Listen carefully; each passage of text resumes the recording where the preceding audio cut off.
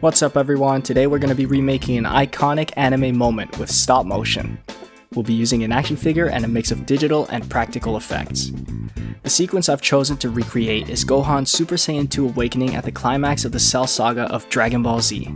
For this scene, we're using the first action figure that got me into the world of collecting, my SH Figuarts Son Gohan. And not the new one, I never got that one, it looks good but it sucks that it only comes with the Super Saiyan 1 hair. This figure was the start of my action figure hobby as well as the start of my stop motion journey. Though it's a little dated articulation wise, this figure still looks great and has all the range we need to do the job. Follow along as we go through the sequence scene by scene and figure out how we can translate this classic moment into stop motion. First is the iconic scene of Gohan snapping, with the classic red streak crossing through his head. Though the scene doesn't involve much movement from Gohan himself, the stillness and expression are meant to convey his shock, with the red streak and flashing lights in the background emphasizing his emotional break. To achieve this, we're going to take a still image of Gohan in a pose that roughly matches the scene. Getting it to look exactly the same is kind of impossible though, just look what they had to do to recreate this shot in a 3D game. Once we have our picture taken, most of the heavy lifting in the scene is going to be done with digital effects. We go frame by frame and match the exact timing of the original, recreating the effect by simply drawing and coloring over the image of Gohan.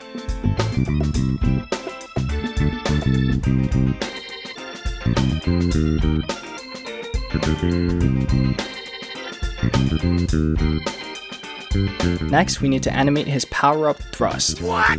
The goal of this scene is to have Gohan scream and power up with as much impact as possible, with the emotions amplified by a flashing background and strong posing.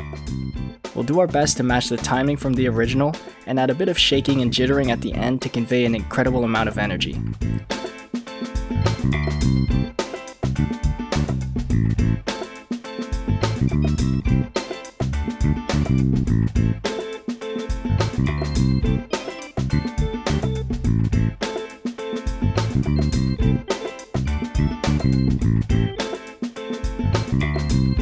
This scene also involves quite a bit of digital work as we have to mask out the background and add glowing effects just like the previous scene. Notice how in the original, his face has his eyes obscured and his mouth open much wider. Here, we're obviously limited to the one screaming face that came with the figure, so we'll just white out his eyes digitally to get a raging white eyes moment type of look.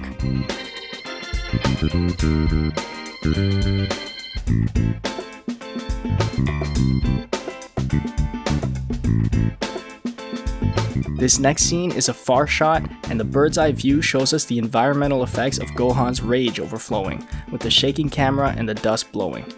It serves as an establishing shot that gives us a sense of scale to his immense power. To achieve the smoke effect, the original plan was to do it digitally just like what we've been doing for the first two scenes. But if we're doing stop motion, our goal should be to try to do as much of the animation in the physical space as possible. So why not try to animate the effects with paper cutouts? Here we're trying to get a stylized anime look, and the most direct way for us to achieve that is by drawing it. For this scene, we'll need 6 puffs of smoke. Each of those puffs will be on a 3-frame cycle and hopefully loop smoothly. As we draw and cut out our 18 different smoke puffs, we have to make sure to name them so we don't get confused. This will help us keep track of when it's time to swap them out for the animation.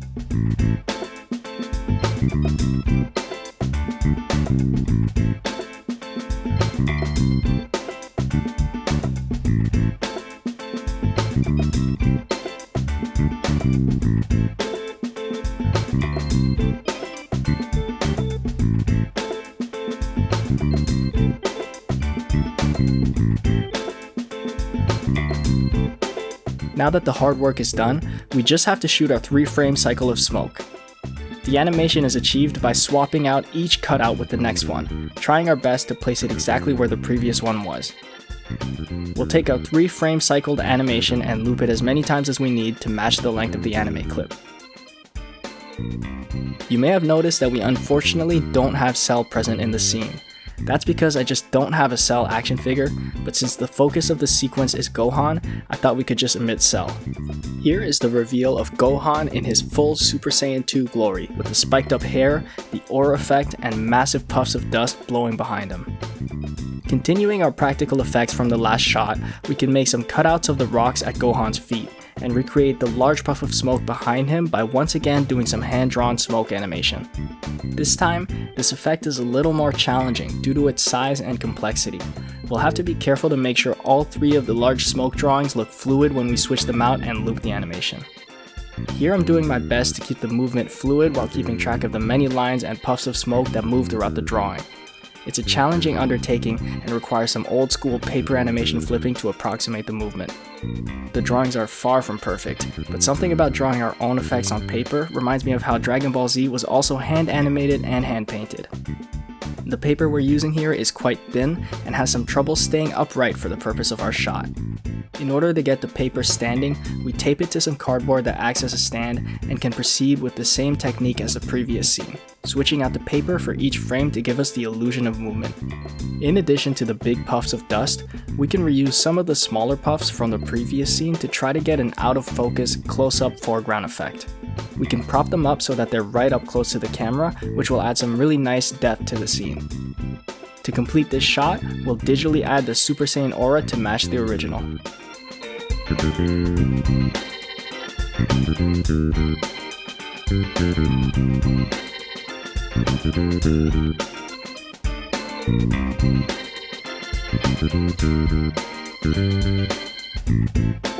The final scene is a close-up of Gohan's face.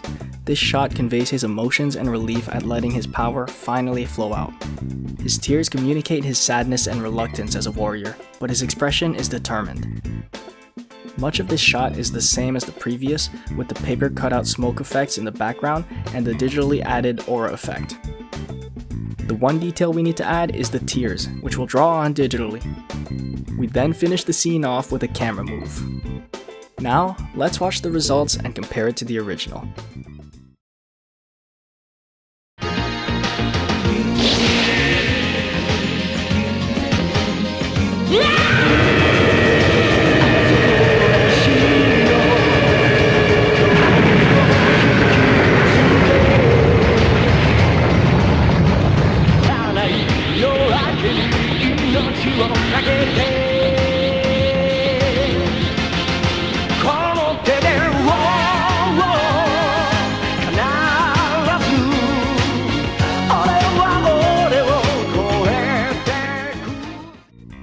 And that's the sequence.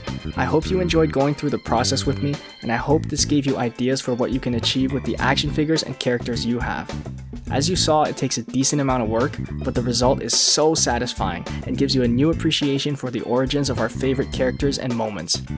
Leave a comment about any animated moments you'd like to see recreated.